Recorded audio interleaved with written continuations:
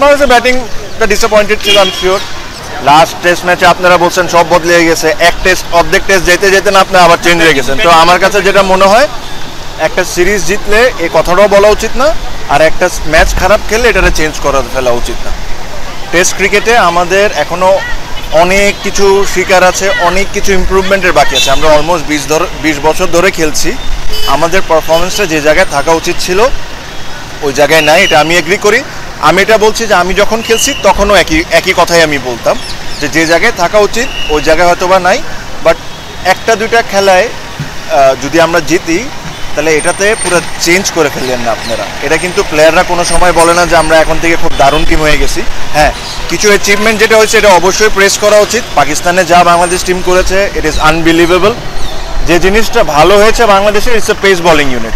Pace bowling unit চমৎকার বল করছে, এই টেস্টেও ওরা ভালো বল করেছে।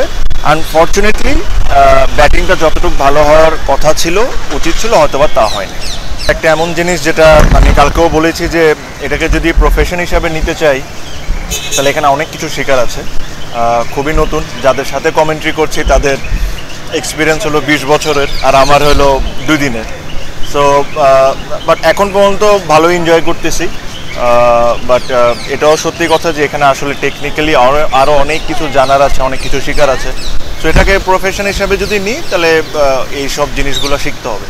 বাংলাদেশের ব্যাটিংটা ডিসঅ্যাপয়েন্টেড ছিল, আই এম শিওর। আমরা সবাই আশা করছিলাম এর চেয়ে আরও ভালো হবে, কারণ উইকেটে তেমন খুব বেশি একটা কিছু ছিল না কম্পেয়ার টু প্রথম দিনের। তো ডিসঅ্যাপয়েন্টেড তো অবশ্যই। আমরা চাচ্ছিলাম যে অ্যাটলিস্ট বাংলাদেশ ইন্ডিয়ার রানের কাছাকাছি করুক, তাহলে খেলাটা একটা ইন্টারেস্টিং হয়েছে। আপনার কাছে টাইম ভাই মনে হয়েছে কিনা যে উইকেট অনেক বেশি কঠিন ছিল বাংলাদেশের জন্য, নাকি বাংলাদেশের ব্যাটাররা আসলে ঠিকভাবে আসলে যেভাবে রিড করা দরকার ছিল ইন্ডিয়ান পেসারদের বা কোয়ালিটি পেসারদের সেভাবে আসলে রিড করতে পারেনি? হ্যাঁ, উইকেটটা কঠিন এটা বলবো না, বাট কিছু দারুণ ডেলিভারি ছিল, কিছু ব্যাড শট সিলেকশন ছিল। সো এটা মিক্সড দোনোটাই ছিল, যে উইকেটটা যে একদম কোনো ধরনের কোনো হেল্প পায়নি। নতুন বলে অবশ্যই তারা একটু হেল্প পেয়েছে, বাট কিছু delivery, you are facing Jasprit Bumrah is one of the best in the world. তো কিছু delivery was very good, but সাথে আমরাও কিছু ভুল শট খেলেছি। আমি কমেন্ট্রিতে আপনি একটা কথা বলছিলেন যে সাকিবের শট না আসলে ইউনিভার্সিটিটা যেভাবে আউট হয়েছে একটু অবাক হয়েছেন। লিটনের আউটটা তো আসলে অবাক করেছে আপনাকে ঠিক ওই সময়টাতে যেভাবে আউট হয়েছে। দেখেন, আমি লিটনের ব্যাপারে একটা কথা বলি, oh this particular shot he has played a million times, he has scored a lot of runs.